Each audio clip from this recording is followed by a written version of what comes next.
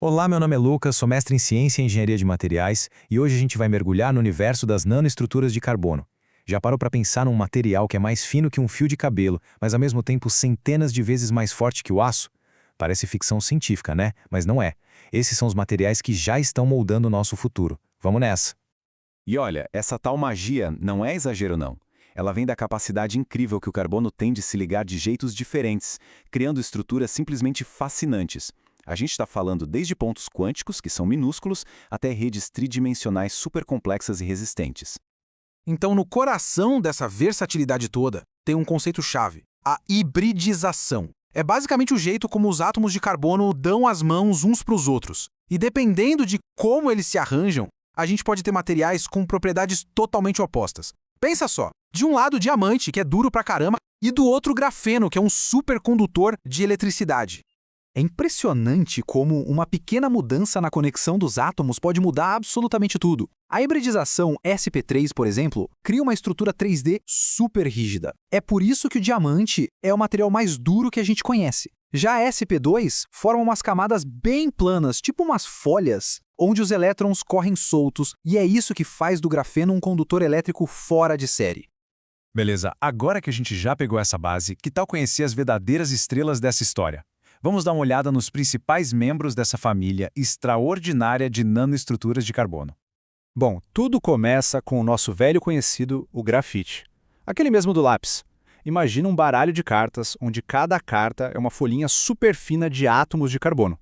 Como as cartas deslizam fácil umas sobre as outras, o grafite é um ótimo lubrificante. E é essa estrutura em camadas que faz dele uma peça-chave nas baterias que a gente usa todo santo dia. E se a gente conseguisse pegar só uma daquelas cartas do baralho de grafite? Pois é, aí a gente tem o grafeno. Uma única folha, com a espessura de um mísero átomo. Para se ter uma ideia do poder da coisa, uma folha de grafeno fina como um filme plástico conseguiria segurar o peso de um elefante. É um material que está literalmente virando a ciência dos materiais de cabeça para baixo. E esse número aí na tela? 1.000.000 de metros por segundo. Essa é a velocidade com que a eletricidade simplesmente voa através do grafeno. Essa rapidez toda abre as portas para a gente criar eletrônicos muito, mas muito mais rápidos e eficientes. É como ter uma autoestrada livre, sem pedágio e sem limite de velocidade para os elétrons. E a coisa não para por aí. Agora, imagina pegar uma dessas folhas de grafeno e enrolar, fazendo um canudinho. O resultado? Um nanotubo de carbono. E o mais legal é que, dependendo do ângulo que a gente enrola essa folha, o nanotubo pode se comportar ou como um metal, conduzindo a eletricidade, ou como um semicondutor. Isso dá um controle absurdo sobre as propriedades dele. Essa tabela aqui resume bem a história. Os nanotubos de parede única, os SWCNTs, são mais fininhos e a gente consegue ajustar bem as propriedades elétricas deles, só que são mais caros de fazer. Já os de paredes múltiplas, os MWCNTs, são mais parrudos, mais resistentes e mais baratos, se comportando geralmente como metais. A escolha de qual usar depende totalmente do que se quer fazer. Ok, esses materiais são incríveis, a gente já entendeu. Mas como é que eles são feitos na prática? A fabricação deles é uma área de pesquisa tão fascinante quanto as propriedades que eles têm. Vamos conhecer os principais jeitos de criar essas estruturas. Basicamente, existem duas filosofias. A top-down, ou de cima para baixo, é tipo ser um escultor.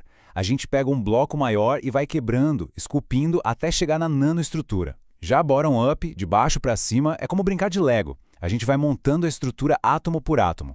E é assim que se consegue criar de tudo, desde o grafeno até outros materiais 2D como os hemichenes.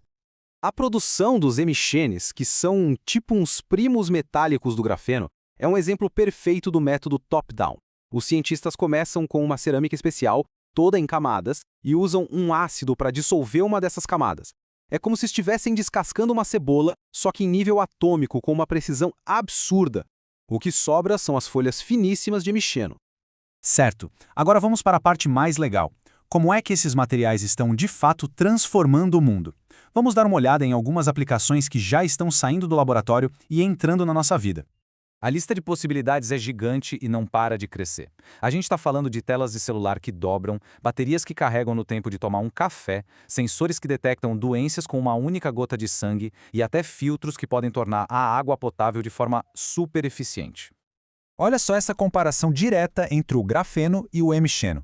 Uma diferença fundamental é a relação deles com a água.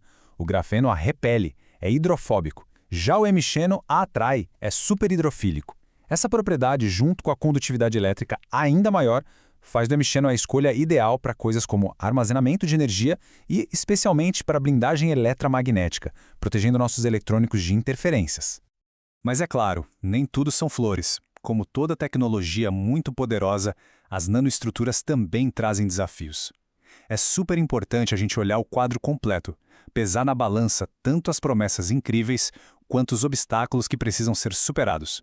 De um lado da balança, a gente tem a promessa de tecnologias mais rápidas, mais eficientes, que podem resolver problemas enormes da humanidade. Do outro, surgem perguntas sérias sobre o impacto ambiental, sobre a segurança desses novos materiais a longo prazo.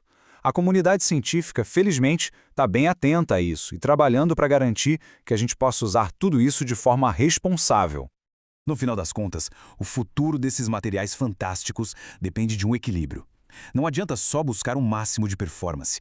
É preciso ter um foco total em sustentabilidade, em segurança para a nossa saúde e para o meio ambiente e num controle super preciso de como eles são produzidos.